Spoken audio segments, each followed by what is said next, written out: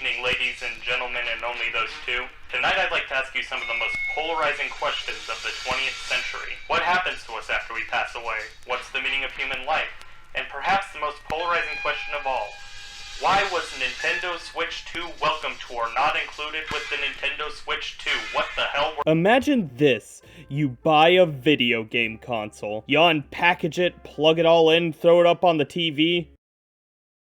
This was a worthy reason to blow off my medical debt. Without a game for your console, it usually doesn't have a whole lot to do. Sure, some consoles now function as an expensive streaming box, and some even have some doodads to mess around with, but back in the day, if you didn't purchase a game with your console, well, I did need a coaster. These consoles are ass expensive, and the idea of having to spend an additional $40, $50, $60, hell up to $80 on top of the entry fee isn't the most appealing thing to someone with a budget or a sense of shame. That's where we enter the pack-in title, games that get thrown in the box when you buy a console, typically at launch. These can serve multiple different purposes. First off, having a game to play with your console. Sure, having an expensive statement piece is nice, but being able to use it is even better. Throwing in even a small title to keep your thumbs busy is enough to ease the pain sometimes. Second, being a technical showcase for the console. These companies know that asking you to pay anything in the hundreds is a big ask, especially if you already did that only 5 years ago, so putting your best foot forward and saying, this is what we're capable of now, is a fantastic way to market your console. Third, they can establish the identity of the console and set up its image for the future. Pack-in titles can also be the most important games ever released. They're the first thing that you see when opening your console, and some pack-ins are even some of the best-selling games of all time. Hell, probably the most recognizable game ever was a pack-in title. Super Mario Bros. Was the pack-in for the NES for the majority of its life, and not only that, but was a run-on sentence. Mario was most typically sharing real estate with Duck Hunt, and together I think this is a pretty good pack-in for the NES. Mario on its own was a showcase that video games were still fun after the video game crash of '83, and showed just how fast this new console was in comparison to its predecessors. But when I brake check my grandpa, Duck Hunt was also a really solid pick for a sort of B-side to Mario, being a more arcade-style shooting gallery. Not only was this style of game much more popular in the 80s, but having a high-score game in contrast to Mario's linear platforming was a great way to make sure that neither of these games completely wore out their welcome. Plus, it fulfills my fantasy of gutting a duck. The only issue is I feel like this partially robbed Duck Hunt of its own identity. It was never really seen as its own game. It was always Super Mario Bros.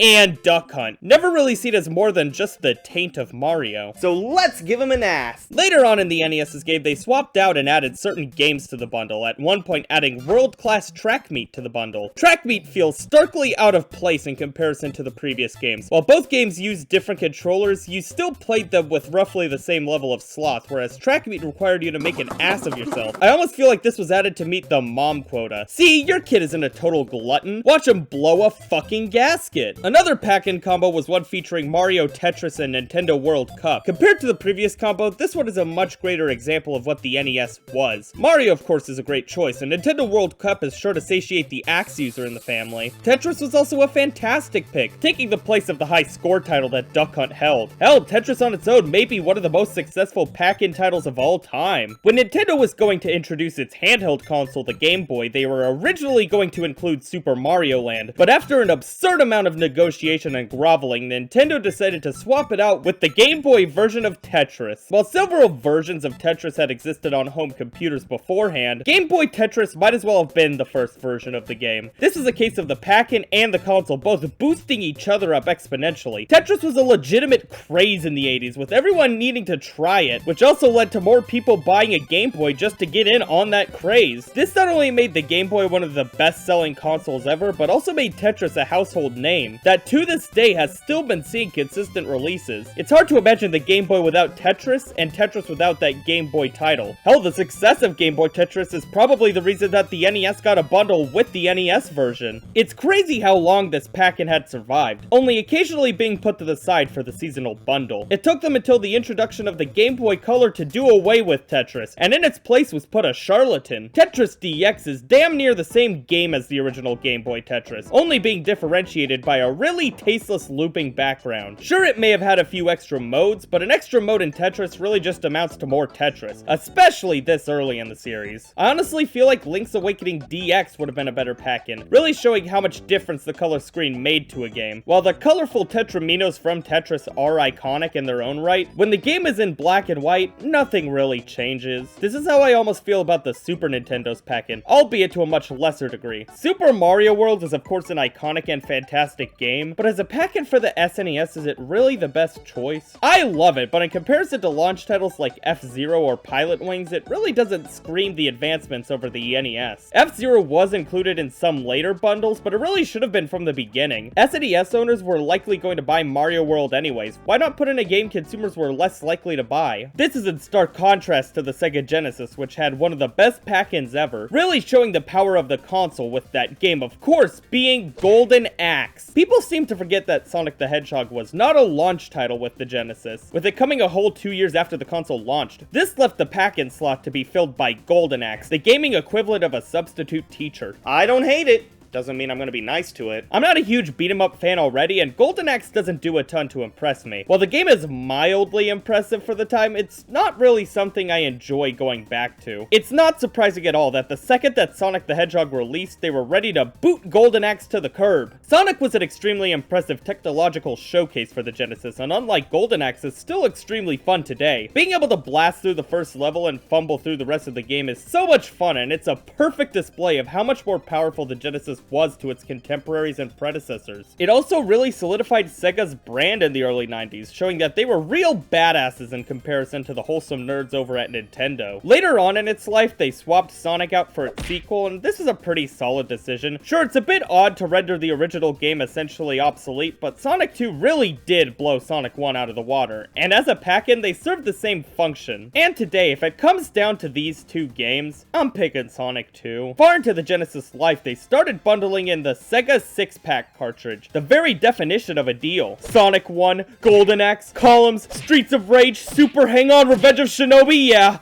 yeah, this was a good pack-in. The only catch was that this was at the far end of the Genesis's life, only really existing to squeeze a little more life out of the system. This isn't uncommon, offering crazy deals to increase sales at the end of the console's life. The Wii U did this, the PS3 did this, and it isn't a bad idea. At this point, the system itself is usually discounted from its original price, so these types of deals are usually marketed towards the lower end crowd, the people that are still rocking last generation's consoles and still haven't upgraded on price alone. The tradition of the combo pack was carried over to the Xbox 360, but compared to its predecessors, this was a stand-up routine. While I never owned an Xbox 360, one of my childhood friends did, and it came with LEGO Indiana Jones and Kung Fu Panda. LEGO Indiana Jones is a fine enough kids game, still in the early days of the Traveler's Tales run of LEGO games. That being said, this wasn't a console exclusive. This wasn't some big showcase of the console's abilities. This was an executive at Microsoft saying, "This is what kids like, right?" And nothing makes that more obvious than the hairy back of this game, Kung Fu Panda. Ironically, I feel like me and my friend got much more use out of this than Indiana Jones, with us playing the multiplayer mode for literal hours. We still thought the game sucked. Look, I like this kind of garbage, and even then I knew that this was an awful choice for a pack-in. The Xbox 360 was never able to nail down a single pack-in, and every single one is baffling. Enhanced more so considering that the original Xbox was almost entirely defined by its pack-in. Halo was the pack-in of the original Xbox, and come on, that game's iconic. It not only showed the power of the Xbox, but also defined how first-person shooters were designed for years to come. While the 360 did get bundled with Halo 3 during the game's launch, it was only during its launch. The rotating cast of pack-ins showed that the 360 had no identity of its own aside from being the opposition to the PS3. PlayStation always had a strange history with pack-ins. See, unlike the original Xbox, Genesis, or Nintendo, they never really needed to include a pack-in. The original PlayStation was sometimes bundled in with Ridge Racer, but most of the time it was packed in with a demo disc. This was a great idea for the PlayStation 1, given that in comparison to the consoles that came before it, but it was capable of many more types of games, while also not knowing what its core player base was into yet. Ironically, I think the vast amount of games on this ended up reflecting the player base of the PlayStation 1 perfectly. Everybody who bought an N64 played most of the same games, whereas PlayStation players would all have wildly different game libraries. Packing in a disc that just had some bite-sized experiences to point people in the right direction of games they might like is a good way of showing the power of the console while also marketing the titles in a relatively cheap way. If we jump over to the sequel, the PS2, that console actually didn't launch with any pack-in games. But consider that most people buying a PS2 were either buying it as an inexpensive DVD player or had experience with the PS1 and already knew what they were going to get into. Sure, some demo discs were still made into this generation, but as far as I could tell, they weren't ever bundled in with the console, instead being given away in magazines or at retailers. For the longest time, the PS2 went without a pack-in, but once its successor, the PlayStation 3, was imminent, the console got a few bundles, like this one including Lego Batman and a Justice League movie, or this one featuring Toy Story 3 and Toy Story 3. Cause making sense made too much sense. Much like the 360, the PS3 never really had a pack-in to call its own, instead usually just being bundled in with the newest game of the time. It wasn't until the console's final revision that they decided on The Last of Us being the console's pack-in, right on the heels of the PS4. Whoa, don't give us a deal too fast, guys. You might break a hip. It's clear that Sony at the time only saw the pack-in as an incentive to lure in the cheapskates, rather than as a reason to buy a console at its newest. To be fair, if you're buying a console early on, you're probably the prime audience to wring a few pennies out of. Don't I know it? But once we're 5, 6, 7 years into a console and all you can muster is that year's Call of Duty, it shows that you have no clue who your audience is. And this goes double for Xbox. It's insane that they never fully took advantage of the pack-in, because the most iconic sound of the era was...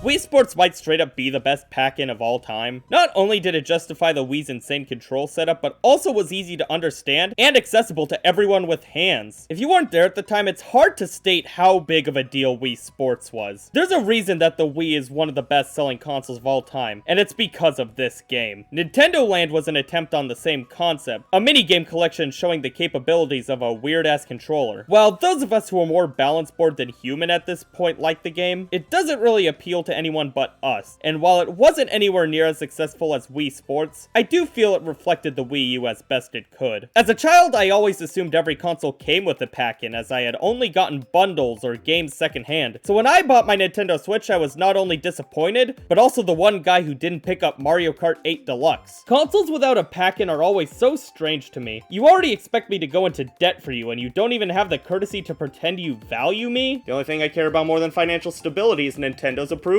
Sure, the PlayStation consoles were able to get away with this due to their CD, DVD, and Blu-ray support, but what the hell am I supposed to do with an N64 without a game? I can think of at least 3 things, but I don't think my input would be appreciated. 4. I don't think it's exactly a coincidence that Nintendo's worst performing consoles didn't get a pack-in. Sure, there was also a laundry list of other factors, but including anything in the console to let it strut its stuff might have at least turned a couple heads. You know what's even more baffling? Games that should have been pack-ins that weren't. Nintendo, you're releasing your new experimental console with unique controllers and you already have a minigame collection developed that utilizes them and you don't bundle it in with your console? Guys, you already wrote the playbook. Why the hell are you going off script? I'm not even saying that 1-2 Switch is necessarily a good game, which is why I don't understand why you wouldn't bundle it in. In what other circumstance would this game be successful?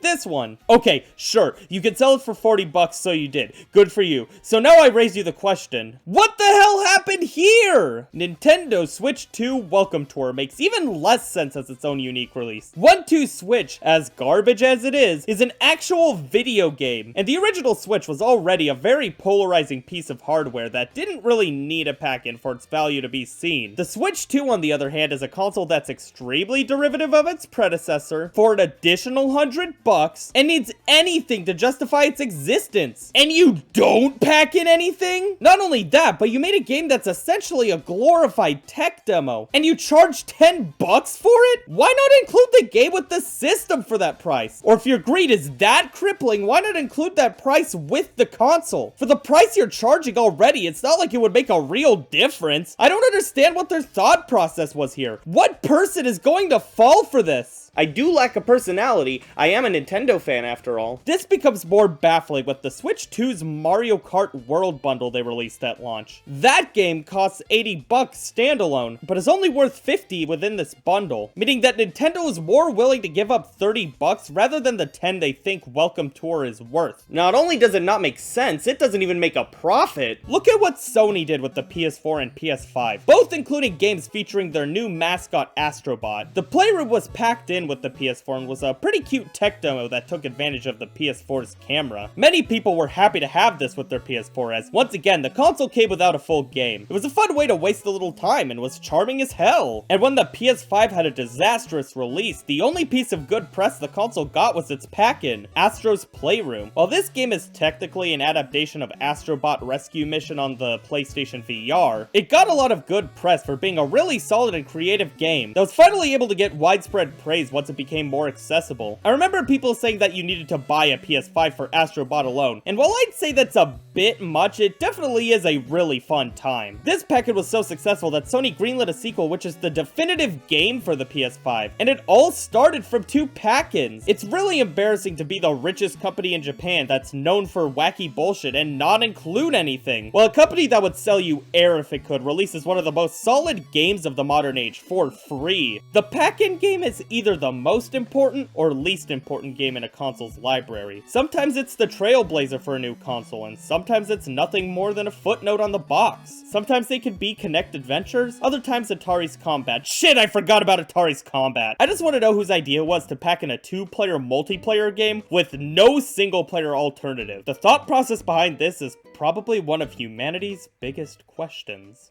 And that is the end of tonight's show. I bid you all a good night.